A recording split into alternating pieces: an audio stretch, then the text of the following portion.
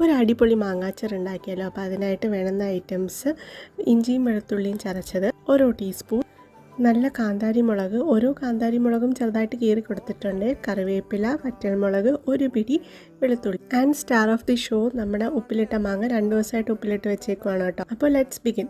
ഒരു പാൻ ചൂടാൻ വയ്ക്കുക, അതിലേക്ക് 3 ടേബിൾ സ്പൂൺ നല്ലെണ്ണ ഒഴിച്ചു കൊടുക്കുക, കടുകും ഉലുവയും കൂടി പൊട്ടിക്കുക. ശേഷം എടുത്ത് വെച്ചേക്കുന്ന ഐറ്റംസ് ഒന്നൊന്നായിട്ട് ഇടുക. ആദ്യം ഇഞ്ചിയും വെളുത്തുള്ളിയും ചതച്ചത്, പിന്നെ കാന്താരി മുളക്, വറ്റൽമുളക്, കറിവേപ്പില, 1 പിടി നമ്മുടെ വെളുത്തുള്ളി. ഇതെല്ലാം വഴന്നു വരുന്ന ടൈമിൽ മസാലകളായ മഞ്ഞൾപ്പൊടി, മുളക് പൊടി, ഉലുവാപ്പൊടി, കായപ്പൊടി ഇടുക.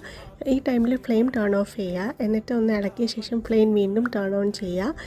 ശേഷം അതിലേക്ക് നമ്മൾ ഉപ്പിലിട്ട മാങ്ങയുടെ വെള്ളം ഉണ്ടല്ലോ, അതും കുറച്ച് വെള്ളം കൂടി ആഡ് ചെയ്തൊന്ന് തിളപ്പിക്കുക. തിള വരുന്ന ടൈമിൽ നമ്മൾ എടുത്ത് വെച്ചേക്കുന്ന ഉപ്പിലിട്ട മാങ്ങയും കൂടി ഇട്ട് ഇളക്കി കൊടുക്കുക. ചെറുതായിട്ടൊന്ന് ചൂടാവുന്ന ടൈമിൽ ഫ്ലെയിം ടേൺ ഓഫ് ചെയ്യുക. അടിപൊളി മാങ്ങ അച്ചാർ റെഡി. നെക്സ്റ്റ് ഇതേ ഇങ്ങനെ ഇരിക്കും. Do try it.